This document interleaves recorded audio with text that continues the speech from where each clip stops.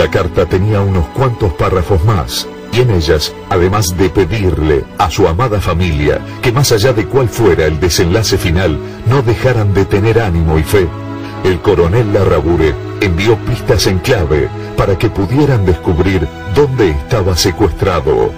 Pero todo fue en vano. Días después, y ante los constantes rastrillajes en la zona, los guerrilleros del ERP deciden trasladar al general a otra cárcel del pueblo. Ya nada sería lo mismo para él.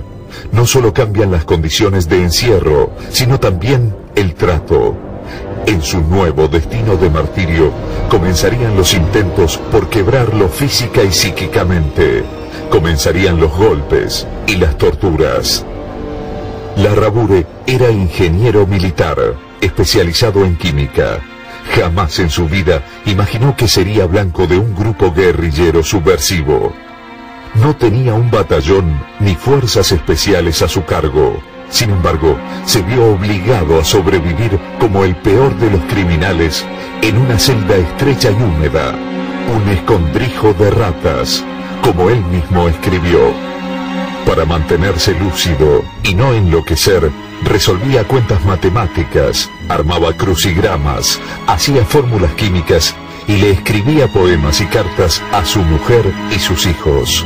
También, con los pocos pedazos de diario que le alcanzaban, armó un juego de naipes para entretenerse jugando al solitario. En el poco espacio que tenía, hacía ejercicios físicos para fatigarse y poder descansar, aunque no lo lograba. Para poder dormir, sus secuestradores tenían que suministrarle una dosis de Valium de 5 miligramos. En octubre de 1974 le permitieron enviar 3 cartas, 2 el 8 de octubre, una para su madre y otra para su hija, y otra el 22 de ese mismo mes, dirigida a su amada esposa. Aunque el militar intentaba transmitirle tranquilidad a los suyos, en sus palabras se podía apreciar que imaginaba que su destino estaba escrito. No olviden mi mensaje, aun cuando suceda lo peor, no deben odiar a nadie y devolver la bofetada poniendo la otra mejilla. Durante más de 2 meses, la familia de Larrabure no volvió a tener noticias de él, llenándolos de angustia y desolación. Pasó la Navidad y el Año Nuevo, y recién a mediados de enero de 1975 volverían a recibir una carta del general. Pero el mensaje era desalentador. Sean fuertes, no tengan mucha esperanza en volverme a ver. Sepan que siempre los quise mucho, decía entre párrafos ilegibles. Escondido 2 metros bajo tierra, encerrado en ese pozo de 1,5 metros de largo por 1 de ancho, donde apenas sí podía moverse, casi sin ventilación, sin poder ver la luz del día y sufriendo constantes ataques de asma, el general Larrabure tal vez haya intuido que la muerte estaba más cerca que nunca. Los escasos beneficios que tenía le fueron retirados por completo. Sus carceleros, encapuchados en todo momento, no le hablaban, le sacaron los diarios y le prohibieron escuchar la radio. Soledad de voces y ausencia total de facciones vivas. La cara es el reflejo del alma, y los mentados carceleros del pueblo son capuchas móviles, insensibles, endurecidos por resentimientos de profundas raíces. Son carceleros sin alma, escribió. A pesar de sentir la cercanía de la muerte, Larrabure siempre dio muestras de su temple, soportando estoicamente su calvario y sin ceder en nada ante los chantajes viles y miserables de sus carceleros, que incluían promesas de libertad. El ERP primero intentó negociar su liberación a cambio de la libertad de 5 guerrilleros que habían sido atrapados durante el intento de copamiento al Comando Militar de Sanidad en septiembre de 1973. Ante la negativa del ejército a cualquier tipo de negociación extorsiva, el ERP intentó pedir un rescate varias veces millonario, pero esto también falló. Los subversivos, entonces, le ofrecieron al general Larrabure que colaborara con ellos en la fabricación de armamento para después obtener su libertad. El ejército lo abandonó, le dijeron. Sin embargo, Larrabure rechazó sin miramientos el chantaje.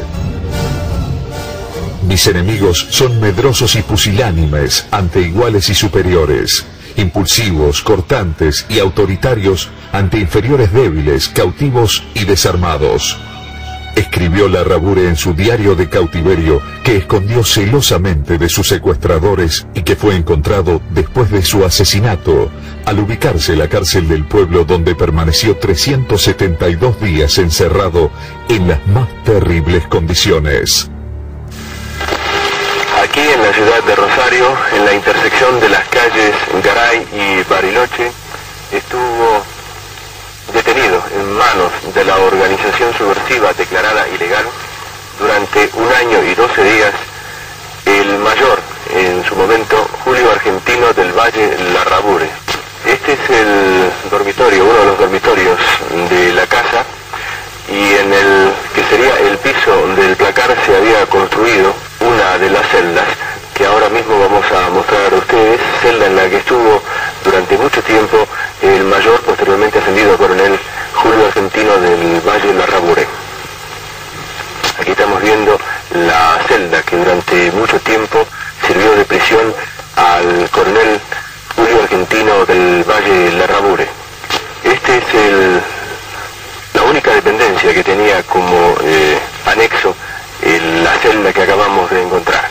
Este es el baño, precario baño, como ustedes observan, y este era el otro lugar en el cual el coronel podía acceder saliendo del lugar donde estaba su cabastro, en el cual pasaba permanentemente, sin salir a la superficie, abajo de la entrada del plácar que habíamos indicado a ustedes al comienzo de la presente nota. La finca en su parte superior, recordemos que estamos hablando directamente desde el sótano en el cual se había construido esta cárcel, estaba habitada por un matrimonio joven con 2 criaturas y una señora de avanzada edad.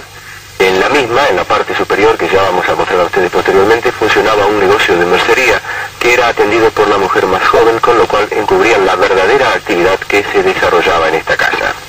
Precisamente este era el negocio de mercería al que hacíamos alusión, y en el cual se han podido encontrar gran cantidad de armamentos, como los que se está exhibiendo a ustedes en este momento, todos ellos de grueso calibre, y que formaban el arsenal de quienes eran los carceleros del coronel Larrabure.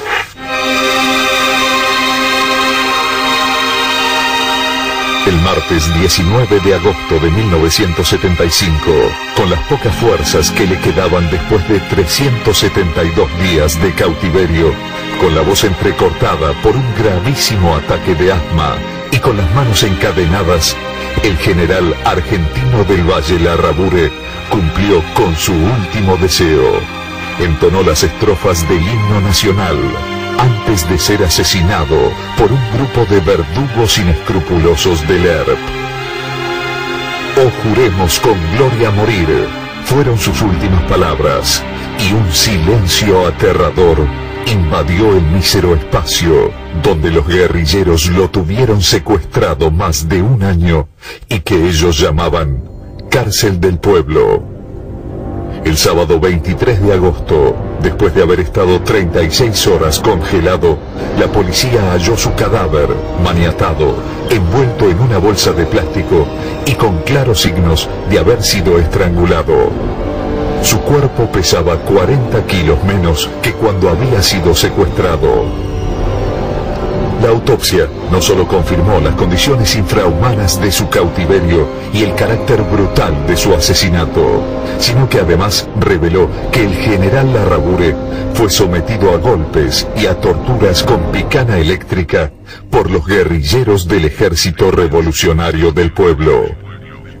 Hoy, 33 años después de su macabro secuestro y asesinato, la historia no se cerró. Sus hijos están luchando para que el crimen de su padre sea considerado delito de lesa humanidad, para que los asesinos de su padre cumplan con su condena y para que la muerte del general Argentino del Valle Larrabure no haya sido en vano.